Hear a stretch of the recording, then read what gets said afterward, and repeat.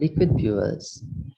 Petroleum or crude oil is a deep brown oil consisting of mainly hydrocarbons, paraffins, naphthenists, and aromatics in varying proportions.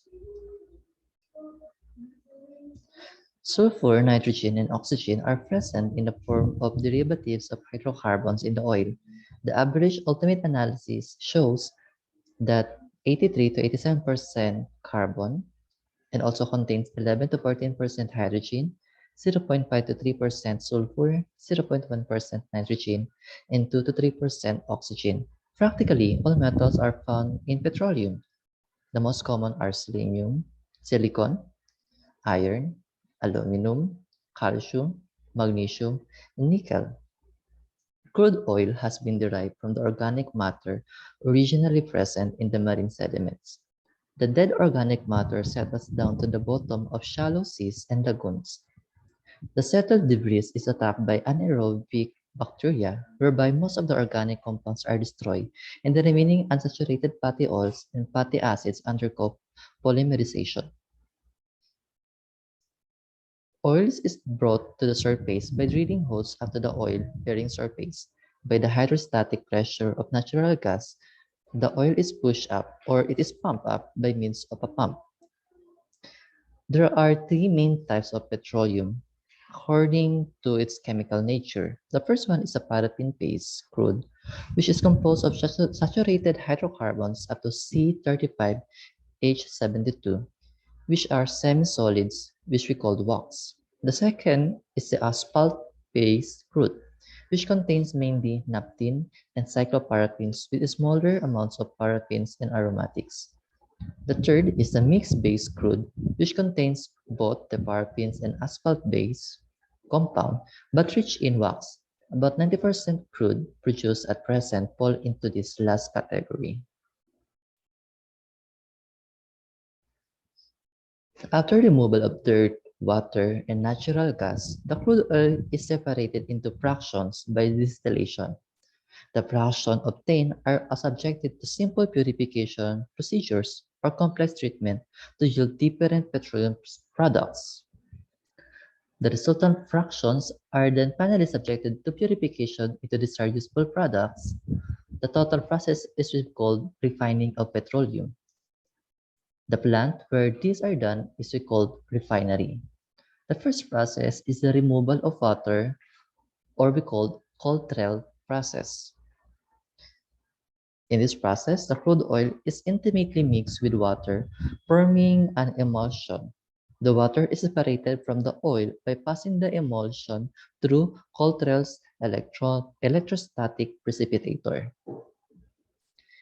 After the removing of water is the removal of objectionable compounds such as sulfur. Sulfur compounds have objectionable properties of pollution, so they are removed prior to distillation as copper sulfide by treatment with copper oxide.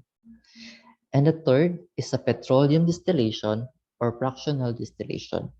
The crude oil is subjected to distillation to about 400 degrees Celsius temperature in an iron retort whereby all the volatile components except the solid residue are distilled out. These are separated in a fractionating column consisting of a tall tower where the higher boiling fractions condense first. This distillation is a continuous process, and the most important product of this fractional distillation are petroleum ether. This fraction is obtained in a temperature range of 30 degrees Celsius to 70 degrees Celsius. It contains mainly C5 to C7 hydrocarbons. Then we also have gasoline or petrol. Of all the fraction, this is the most important fuel, gasoline. It's obtained in the temperature range of 40 degrees Celsius to 1200 degrees Celsius. It is a mixture mainly of butane and octane. And also we have the kerosene oil. This fraction is obtained at between 180 degrees Celsius to 250 degrees Celsius. It is generally a mixture of C10 to C16 hydrocarbons. Then we have also diesel oil. This fraction is obtained between 250 degrees Celsius to 320 degrees Celsius. It is generally a mixture of C15 to C18 hydrocarbons.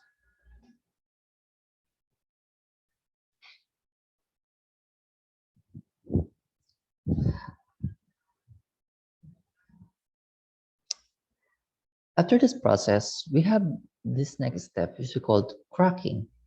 Cracking is a process by which the hydrocarbons of high molecular mass are decomposed into hydrocarbons of low molecular mass by heating in the presence of absence of a catalyst. So those heavy oil, which is product of the distillation, fraction distillation, is being processed wherein the heavy molecular hydrocarbons are being decomposed into a smaller one, such as this one.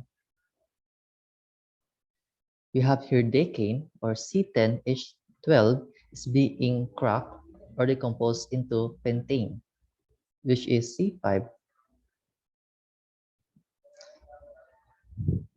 Cracking process is in an oil refinery by which heavier fraction from fractional distillation converted into more useful lighter fraction by the application of heat or without catalyst. So we have here two methods of cracking. The first one is a thermal cracking. When cracking is carried out without any catalyst at high temperature from 450 degrees Celsius to 750 degrees Celsius at pressures ranging from 1 to 70 atmosphere. The important reactions are decomposition, dehydrogenation, isomerization, and polymerization. The paraffins decompose to lower molecular weight compound like paraffins and an olefin. Then the next method is with the catalytic cracking. The use of catalysts during cracking accelerates the reactions and at the same time modifies the yield and the nature of products. The catalysts are synthetic composition of silica and alumina, cellulites in the form of beads or pellets. There are two types of catalytic cracking, the fixed bed type and the moving bed type. Whereabout for thermal, we have also two types, the liquid phase and the vapor phase thermal cracking.